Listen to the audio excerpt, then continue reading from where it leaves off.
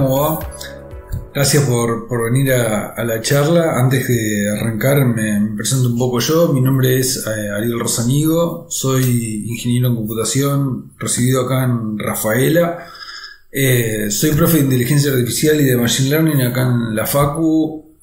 Soy desarrollador Python hace ya unos cuantos años. De a poco me fui convirtiendo al palo del data science y hoy por hoy estoy laburando en Bloom, que es una empresa especializada en machine learning que fundé con mi socio. Bien, directo a la charla. ¿Cuál es el objetivo un poco de qué vamos a estar hablando? En principio el objetivo de la charla es dar una idea de qué es o de qué hablamos cuando hablamos de interpretabilidad en modelos de machine learning, y que de acá se vayan con algunas nociones de técnicas que se pueden aplicar y algunas paquetes, librerías Python que van a tener disponibles para hacer algo de todo lo que veamos hoy.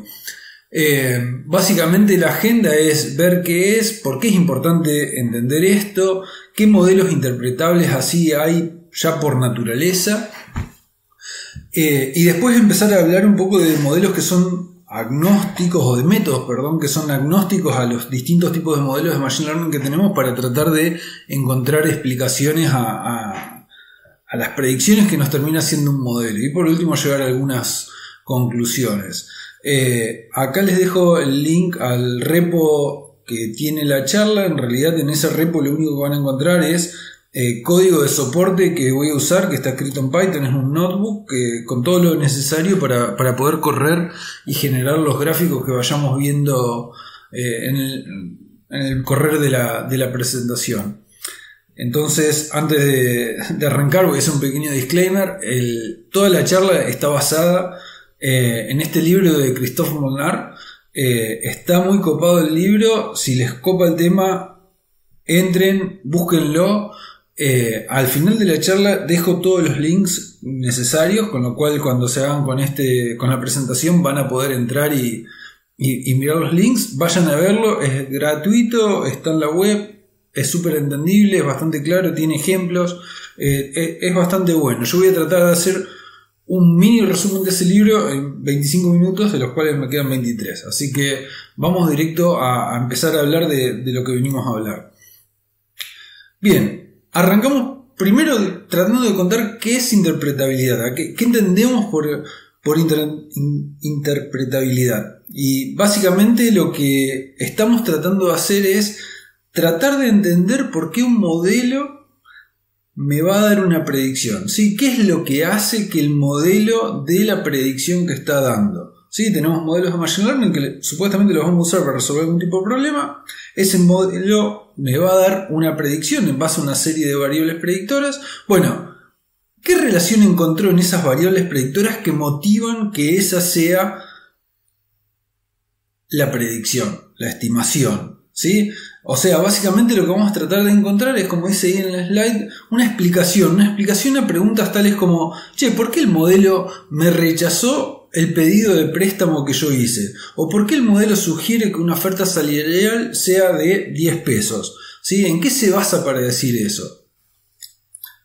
¿Por qué es importante conocer los motivos por los cuales un modelo toma las decisiones? Bueno, en principio porque muchos problemas solamente la predicción no alcanza. Por ejemplo, saber qué variables son las que terminan decidiendo cuál es la predicción ayuda a tomar acciones correctivas acordes a esas variables. Por ejemplo, si tengo un modelo que va a predecir que clientes se van de la compañía y algunos clientes se van de la compañía porque mi servicio es malo, las acciones que tendré que tomar en esos casos serían mejorar mi servicio. Si esa gente le parece que el servicio es caro o hay algún problema económico, la acción que voy a tomar va a ser otra. Por otro lado, para asegurar ausencia de algún tipo de sesgos en el dataset, por ejemplo, saber que el modelo está usando variables que no debería usar, me va a ayudar a mí a darme cuenta de esos problemas y eliminar las variables o tomar acciones correctivas para tratar de eliminar los sesgos. Algo parecido pasa cuando tenemos cuestiones de seguridad, donde queremos estar seguros de que el modelo no va a errar en determinados casos. El saber qué variables mira me ayuda a determinar si el modelo puede o no terminar tomando decisiones incorrectas. Y por último, una cuestión de aceptación, o sea, cuanto más fácil o comprensible son las decisiones de un modelo, es mucho más probable que la gente termine aceptándola. Bien, hasta acá más o menos el por qué es importante hablar de esto.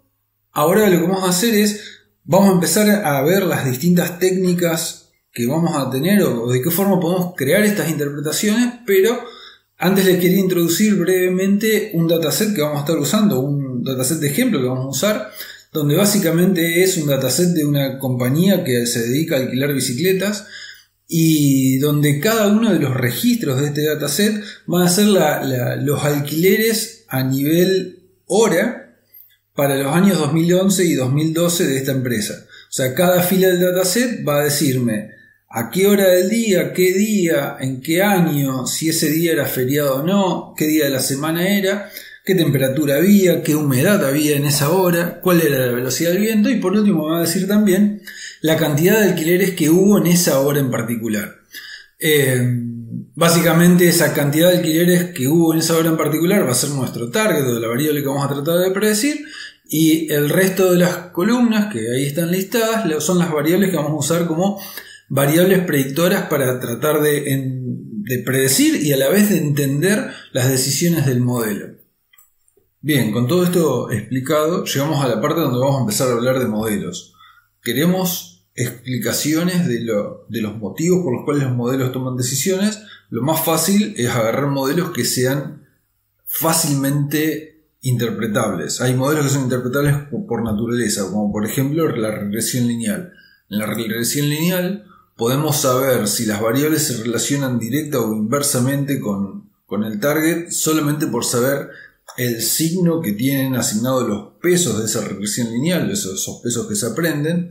Podemos saber también qué variables son las más importantes. Si tenemos las variables normalizadas, mirando el valor de los pesos, cuanto mayor es su valor absoluto, más importante va a ser esa variable. O podemos hacer algún tipo de plot respecto de los efectos, o sea, la multiplicación de los pesos por los valores de la variable para calcular distribuciones y ver cuánto contribuyen cada una de las variables a la predicción.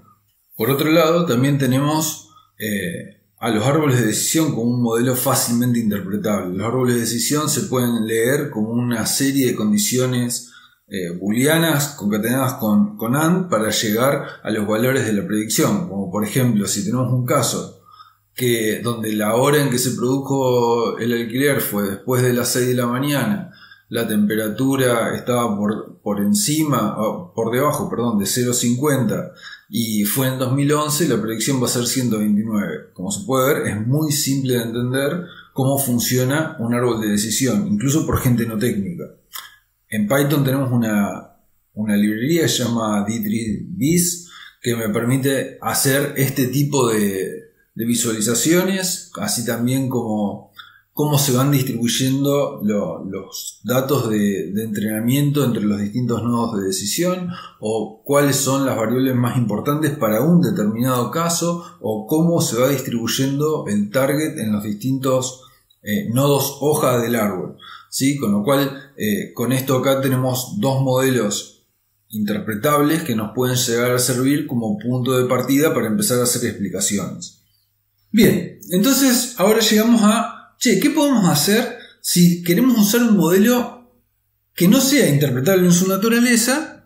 ¿Cómo hacemos para poder interpretarlos? Y ahí es donde aparecen estos métodos agnósticos al modelo. Dicen, no me calienta mucho cuál es el modelo, yo voy a tratar de hacer una explicación sin considerar las entrañas del modelo mismo.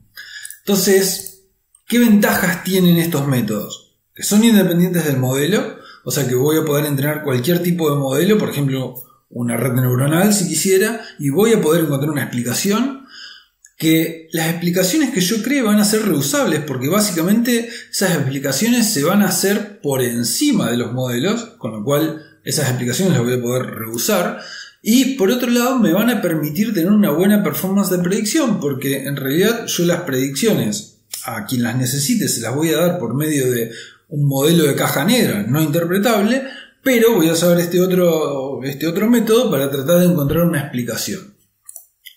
¿Qué características deseables deberían tener estos modelos? Bueno, deberían ser flexibles en cuanto al modelo, flexibles en cuanto a la explicación, o sea, que haya explicaciones del tipo regresión lineal o que haya explicaciones del tipo árboles de decisión, depende de lo que yo necesite, que sean flexibles respecto de la representación, o sea, que yo, si bien le puedo dar las mismas features, que esas features las pueda representar de formas distintas entre el modelo de caja negra o el modelo que yo quiero usar para interpretar las cosas. Por ejemplo, si yo dentro del trabajo que estoy haciendo algo de NLP, es muy probable que en el modelo de caja negra estoy usando embeddings o cosas del estilo de embeddings y que no me ayudan a entender demasiado qué es lo que está pasando por debajo, y quizás quisiera representar el mismo texto como palabras más importantes o cosas por el estilo para encontrar una explicación de lo que está pasando, y eso hace referencia a flexibilidad de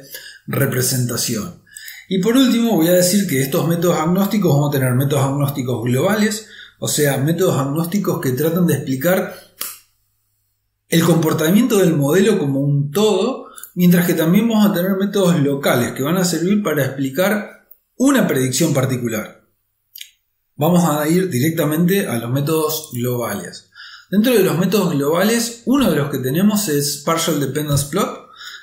Partial Dependence Plot básicamente lo que hace es calcular cuál es la contribución marginal de una variable respecto de sus valores con respecto al target. O sea, básicamente lo que estamos viendo acá, por ejemplo, es, a medida que va cambiando la temperatura, ¿cuál es la contribución marginal que se va produciendo en la estimación? Entonces, por ejemplo, vemos cuando la temperatura es baja, la contribución marginal o la cantidad de alquileres que le suma a una predicción el tema de la temperatura oscila en los 70, por ejemplo. Y a medida que la temperatura empieza a subir, llega a sumarle a la predicción que sea, dejando todas las otras variables fijas, hasta cerca de 250 alquileres, y después empieza a bajar nuevamente. Algo similar se ve con la hora, por ejemplo, que hay dos picos en la hora de que la gente va al trabajo y la hora que la gente vuelve del trabajo. Hay picos donde esa variable suma un montón de valores, suma un montón de contribución a la estimación que se está queriendo hacer. Y por último, también se puede usar Partial Dependence Plot con hasta dos variables, donde veo básicamente lo mismo, pero con la interacción de las dos variables. A modo de resumen de este método, es bastante intuitivo. Tiene una ventaja, y es que está implementado en Scikit-learn, con lo cual no voy a tener que bajar ninguna librería extra para usarlo. Tiene una desventaja muy grande, y es que puedo ver hasta dos features a la vez, no puedo ver más que eso. Y otra desventaja grande que varios o casi todos los métodos que vamos a ver la tienen es no funciona bien si hay dos variables que estén muy correlacionadas, ¿sí? Vamos ahora con el último modelo agnóstico global que vamos a estar charlando. Se llama Global Surrogate Model, o básicamente es un modelo sustituto global. La idea es bastante simple. Tengo un modelo de caja negra entrenado. Lo que hago es entrenar un modelo interpretable para que trate de estimar cómo funciona el modelo de caja negra. ¿Cómo logro eso? Le doy las mismas variables de entrada a mi modelo sustituto que al modelo de caja negra, y le doy como target la predicción para cada uno de los casos que me daba el modelo de caja negra. Y de esa manera interpreto qué es lo que el modelo de caja negra aprendió. Y esa es la primera desventaja. Yo las conclusiones que saco de estas explicaciones tienen que ver con el modelo de caja negra y no con los datos. Si lo ponemos ahí como una cosa negativa, se tiene que tener claro que eso es lo que se está haciendo. Y por otra desventaja que hay es la performance que tiene este modelo sustituto. O sea, de alguna manera hay que elegir algún tipo de cutoff en la calidad del modelo sustituto para decir, las explicaciones que me va a dar este modelo no son lo suficientemente buenas. ¿Por qué? Por ejemplo, podría pasar de que en mi dataset tenga relaciones exponenciales, casi todas, este modelo de caja negra ande muy bien, y trate de usar como modelo sustituto un modelo de regresión lineal. Ese modelo de regresión lineal se va a ajustar muy mal a las estimaciones del modelo de caja negra. Si se ajusta muy mal, las explicaciones o las interpretaciones que yo voy a encontrar también van a ser malas. A tener en cuenta eso. Bien, y con esto pasamos ahora a hablar de métodos agnósticos locales. Cuando hablamos de métodos agnósticos locales, voy a reiterar la idea, yo trato de medir por qué el modelo dijo lo que dijo para un caso particular. Quiero una explicación para un caso particular. Hay una librería, hay un paper, hay un poco de todo que se llama Local Surrogate Model o LIME, lo van a encontrar en la librería, donde básicamente aplican más o menos la misma idea que antes, pero con un pequeño cambiecito que se va a tratar de ajustar un modelo sustituto, pero en vez de que trate de ajustarse al modelo completo de caja negra, se va a ajustar a solamente un caso de estudio, o esa es un poco la idea. Básicamente, ¿cómo funciona? Bueno, a este modelo le voy a dar un modelo de caja negra y un caso de estudio, ningún dataset. Lo que va a pasar, lo primero que va a hacer esta técnica es generar un dataset sintético. ¿Cómo generar un dataset sintético? Y voy a agarrar el caso de estudio, que es una fila de un dataset, y voy a meterle pequeñas perturbaciones a las variables de entrada, de manera tal de generar todo un dataset completo. Y una vez que tengo ese dataset generado, ahí sí entreno un modelo sustituto que es interpretable y puedo obtener las explicaciones que yo quería. Este método es genial porque tiene explicaciones que son claras, es súper flexible en el sentido de que puedo tener flexibilidad en el modelo que le pongo de entrada y puedo tener flexibilidad en el modelo sustituto que quiero que entreno, y por ende voy a tener explicaciones acordes a las que yo estoy buscando. Por ejemplo, relaciones lineales, relaciones como las que me daban los árboles. Tengo una lib disponible en Python, pero tiene una gran contra y es la generación de ese dataset. Yo dije pequeñas perturbaciones, el diablo está en los detalles, hay que ver cómo hacerlo, no es tan simple. Lo bueno de que estas librerías es que si yo, además de darle el caso de estudio y mi modelo, le doy también un dataset, va a poder generar de forma un poco más confiable esos casos cercanos al caso de estudio. ¿Cómo se vería esto usado en Python? Es muy sencillo. Básicamente se genera un line tabular explainer. Le estoy pasando acá mi dataset de entrenamiento también, y le estoy pasando también cuando le digo, quiero encontrar una explicación para una instancia particular, le estoy pasando también cuál es el método de predicción de un modelo ya entrenado que tengo. Y esto básicamente lo que hace es devolverme esta visualización, donde básicamente lo que me está diciendo, mirá, el caso que vos estás pidiendo que yo explique tiene como target 189,06. Ese es el target real. Básicamente lo que yo encontré es un modelo lineal aditivo que tiene como punto base 136 alquileres y que la predicción local fue de 213. ¿Cómo llegamos de 136 a 213? Bueno, a 136 le restamos 70 casos porque este caso es de 2011, que era cuando había menos alquileres, pero le sumamos 57 casos porque la temperatura estaba arriba de 0,66, le sumamos 40 casos porque no era feriado, le sumamos 30 casos porque la humedad se ve que estaba entre 0,48 y 0,63, le sumamos 15 casos porque era después de las 6 de la tarde.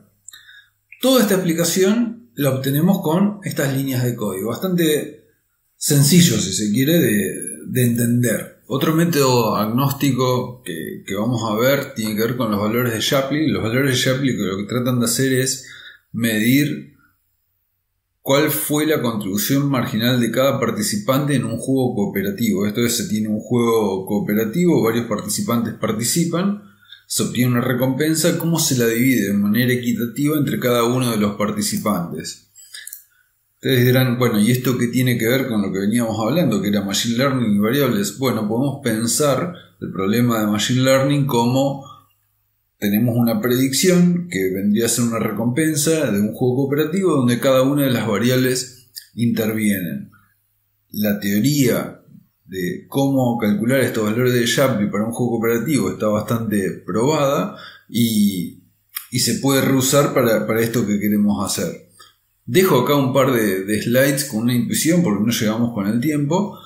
Ahí hay un link y en el libro está mucho más claro cómo calcular este tipo de cosas.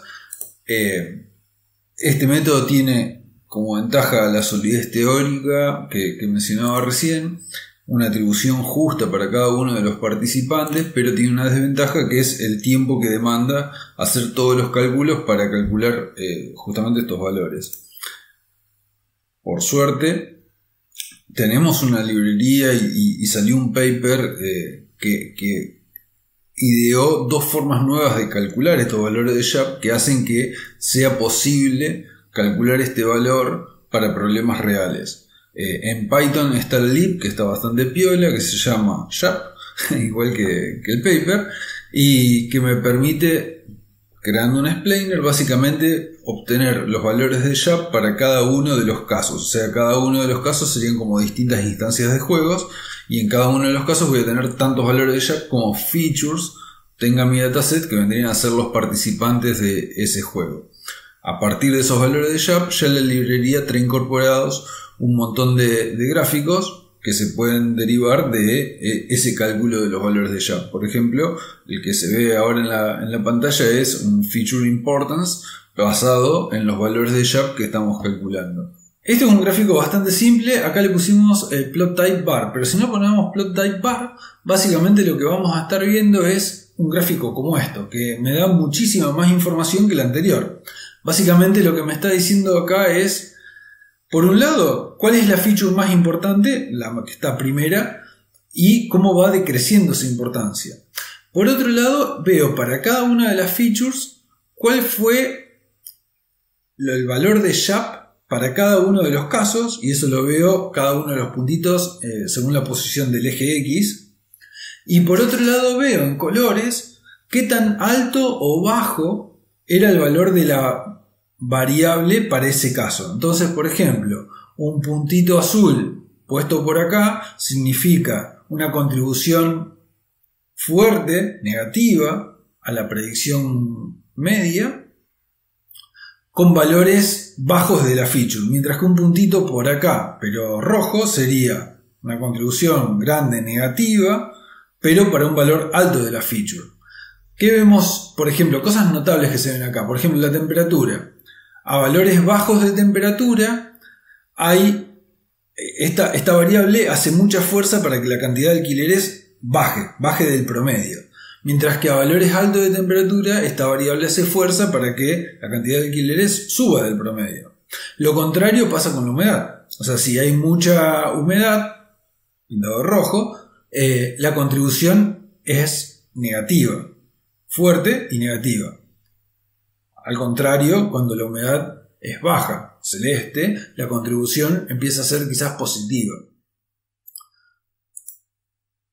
Además de ver cosas así globales, también puedo ver casos particulares. Por ejemplo, el force plot o el gráfico de fuerzas lo que termina haciendo es diciéndome, dado un caso, por ejemplo en este caso lo estoy viendo el caso I, explícamelo. Y la explicación que me da es, bueno, para este caso particular la predicción fue de 189,07, acá abajo debería decir cuál era el caso promedio, creo que era 192, y acá lo que me está diciendo es, en rojo, las variables que empujaban a que la predicción sea más grande, y en azul las variables que empujaban a que la predicción sea más chica. Y acá tengo los valores que tenían las features para este caso. Entonces decía, este caso fue a las 10 de la noche, fue en 2011, la temperatura era 0,72. Y lo mismo lo puedo ver con un decision plot.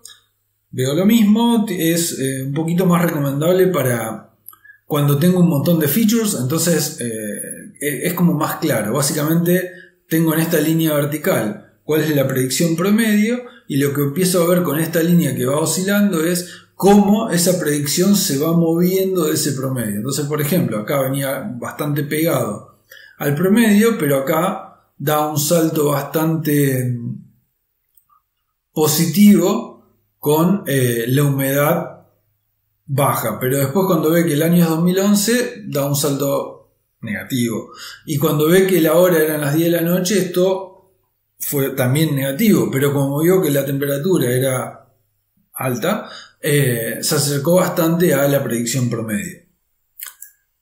Bien, estamos ya medio como que apretados de tiempo. Hay tiempo para preguntas ahora en el canal de Discord. Les dejo mis datos de contacto. Cualquier duda me pueden contactar en el canal de Discord ahora o en cualquiera de estas formas de contacto.